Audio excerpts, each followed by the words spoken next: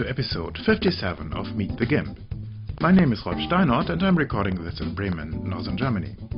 In the last episode I showed you a way to set a black and white point in an image. It was from a book I'm reading just now, Welcome to Oz, by Vincent Versage. And I kicked off writing of a plugin for GIMP to do this. And this was fantastic. 32 hours after kicking this off, we had a workable plugin.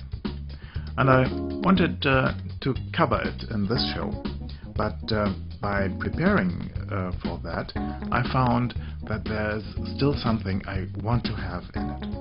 So this is for next show. But thanks to all the guys who have helped with publishing, with developing this. It's great work, and I think we will have some fun with writing scripts in the future. About a month ago, there was a posting from Rudel on the wish list in meetthegimp.org, and he wanted to have something like this here, something like bloody dropping text. I had promised to cover that, but I didn't need to, because when I put that into the forum of Meet the GIMP, there is a part of the forum where I do the episode planning. This is not visible to guests, only to logged in users. And there Philip from Chile offered to make a video. And here it is.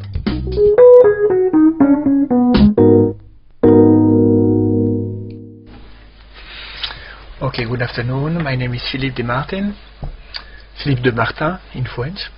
I'm working in that from Chile, Maitencio, in the coast of Pacific. So we're gonna try to make some letters, bloody letters today. First thing, white background. After that, finding some fat letters. I use the sound bold, something bold, have some volume. Black. Okay. Under 16, it's okay for the size. I'm using for the Canva. I'm got a 804 by 600. Now, writing some letters.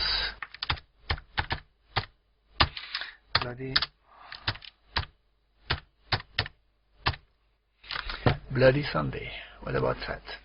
Okay. Now, in layers, we're gonna discard the text information. In layers again, we're gonna put the layer size to the image size. Okay.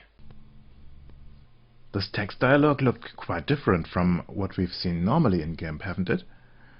Well, it's GIMP 2.5.2, which is used here, and you get a preview of the upcoming GIMP 2.6. And now back to Philip. Now, to have some fat round letter, we're going to use a technique with blur and threshold. First step, blur it. Gaussian blur. Gaussian blur, we're going to give it a 20. 20 will do the trick. Okay, that's it. Now, color. Threshold, an amazing tool. I forgot something. I got to merge down the layers, because you cannot threshold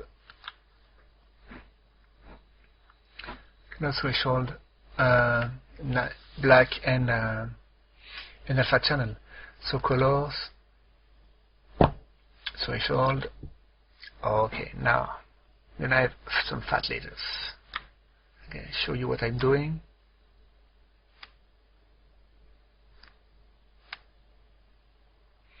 Big fat letters. Okay. Now you're gonna make the drops. Simple. Take a pen tool. Pen, have a hard brush.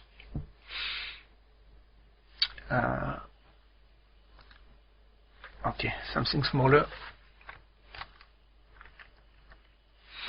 And be creative. Just imagine the blood coming down with Shift to make lines, and with Control after that you go step by step in the angles. So go 90. And go to that one.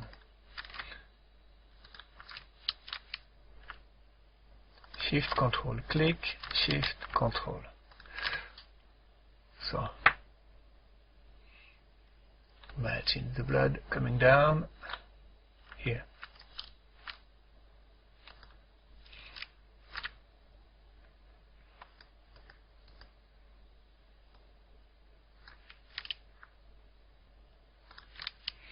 You can also use a technique with the wind filter in distort. Will give some effect, but it's like more liquid than like will it drop. No, that's not straight down.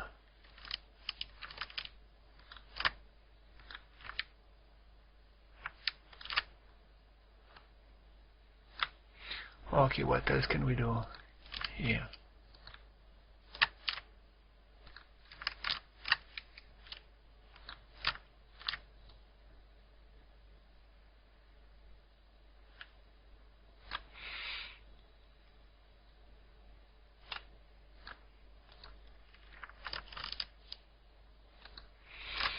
Okay, now increase the size of the brush and put, not in every dwarf, but in the long one.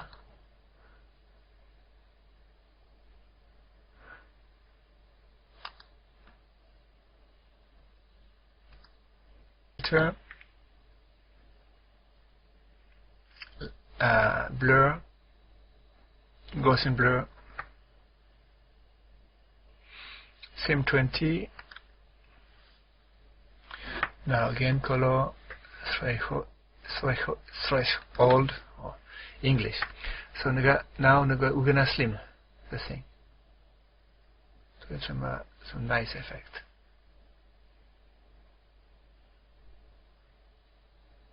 That's it. The way of rounding these letters with the threshold tool and blur, I think it's a great tool. Worth to look at if you are working on a layer mask or something like that. So let's do this here. Try this. I apply a Gaussian blur. What did he do? 20? This is way too much. Oh, let's do something more here. 34. And now merge the layer down. Now I have one layer here. And now with the threshold tool I can make these letters round by including more or less of the gray stuff that's in there, made by the blur, into this letter. And I think this is great. This is really a great concept. And he just repeated it after he had made these blood drops here, and rounded off and made them slim and so on. So this is definitely worth to keep in mind. First, blur something that is really black and white, and then apply the threshold tool and you get really soft corners, and well, this looks really good. Okay, back to Philip. Okay, now that comes from the second part of the trick. Go back to your GIMP. Here, double the layer. In that layer we're gonna decompose this layer in black and white. So take out the white part. Okay, double this one. The first one we're gonna call it bump. Okay, second one shadow.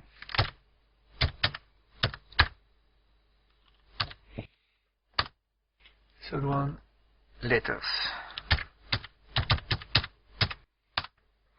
Okay. Now, for the letters, we're gonna now select this part, choose a nice brownish color. I got it here. Oh no. Okay, a nice brownish color, red brown. Okay, that's gonna be the blood. Okay. Here we've got it. Now, in the bump one,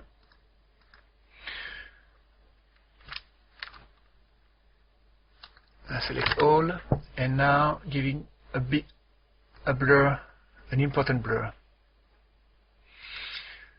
This one is gonna be the one who we're gonna push up the volume of the letters. What is all black here gonna be the flat. What is gradient gonna be the side, the wound part. So we're gonna have some little black in the middle. Okay, like that. And a lot of gradient. Okay. Now to push up, we got to invert it. Invert it. Okay. Now we go back to our letters. Now we go to, I'm gonna take the menu here so you can see. In filters, lightning effect. Okay. I'm using the 2.5.1 beta. It still has some problem. In bump map, we're gonna use the bump one. Okay. For the light, I already load those number. You got to be directional, and those number are important. Minus 80, minus 50, minus 70, and for the second light,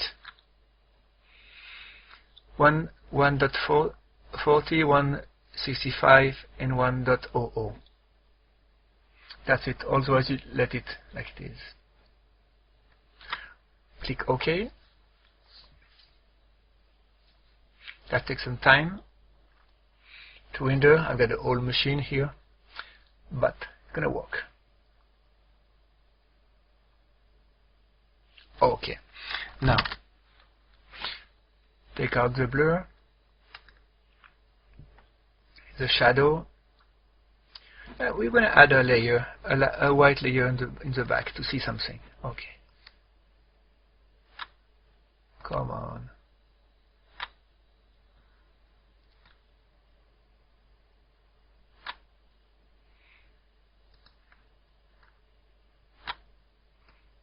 What's going on here? Bah! That's something new. Okay. No matter. Take out the bump. Take out the letters. The shadow, we're gonna blur them. Gaussian blur.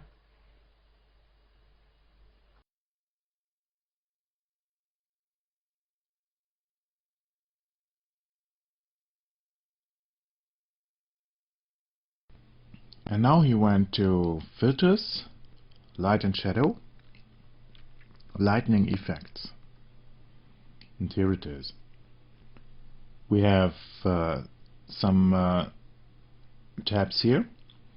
Let's first look at the bump map, enable bump mapping. And this is our background here. Well, looks bit nicer here in the preview now. Then there's an environment map.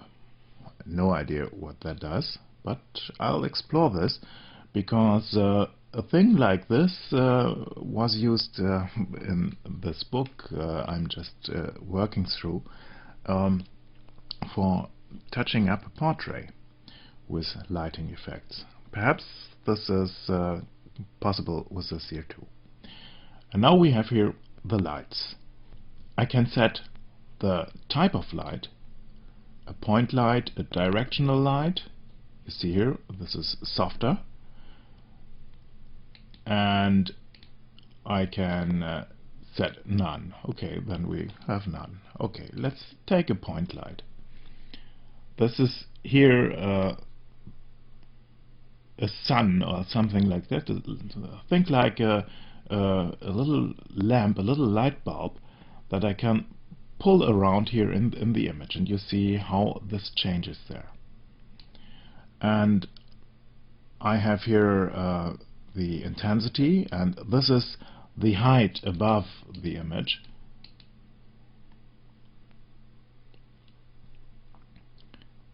And so you can adjust this here in a way that you see fit. You can play with this here. You can even set a color to the light, and so it's I think it's a really good thing to play with. And I can set up to 6 lights. Let's take another one, a directional light, and I want to have this directional light, let's say from here, and I want to go down with the intensity, let's say 0.5, and I want to give this a different color.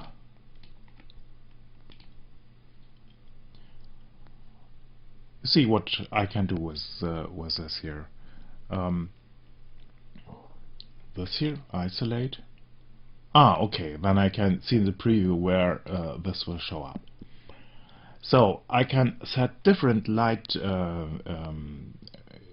sources here and do a bit of lighting, and I can also have here in the material, I can have properties like glowing, where what should happen where no direct light hits, brightness, how bright should the stuff be, shiny, how intense is it, how polished is it. Oh no, polished is here.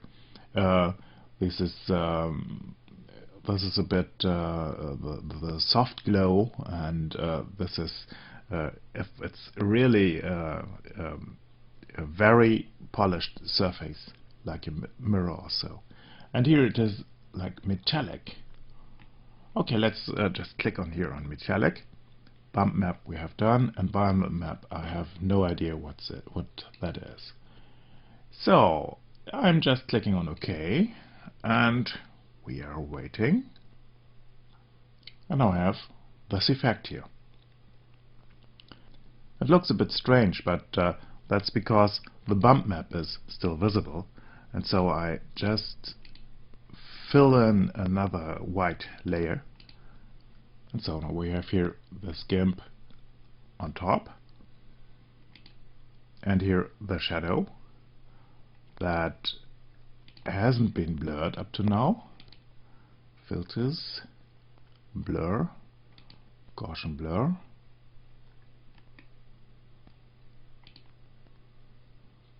I think it should be possible also with drop shadow also. Okay, and now we have, well, it depends from what do you want to see, if this comes up or goes down. I see it now that it comes up and that the light is coming from here, and not that it is grooved in and the light coming from here. But okay, let's assume the light is coming from here. By the way, natural way to see at light, for at least for people who write from left to right, is the light coming from the left top. If you ever light something with artificial light, keep that in mind. So now I'll just move this layer a bit down and to the right, and now I have done nearly the same thing, but without all this blood.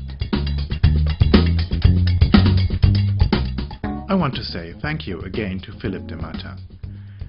By the way, he has a podcast in Spanish about Bible studies. So if you're interested in that and can understand Spanish, just check him out on Google.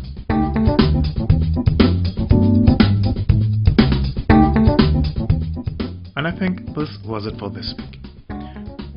Next week there will be, except for the plugin, a little bit about the zone system, a start of a mini-series.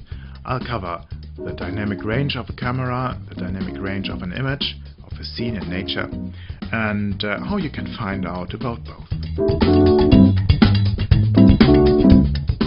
I'm glad if you comment on meetthegimp.org for this show, and if you have something that concerns this special show, come to the forum at forum.meetthegimp.org.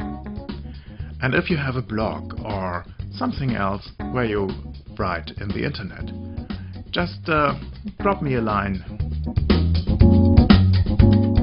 And if you have a blog or something else where you write in the internet, just drop a hint to meetthegimp.org. Goodbye.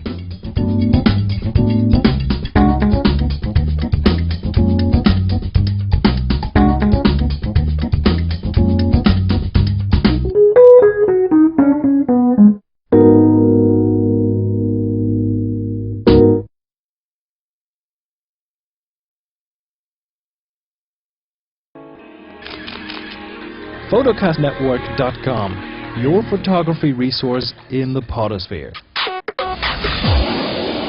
photocastnetwork.com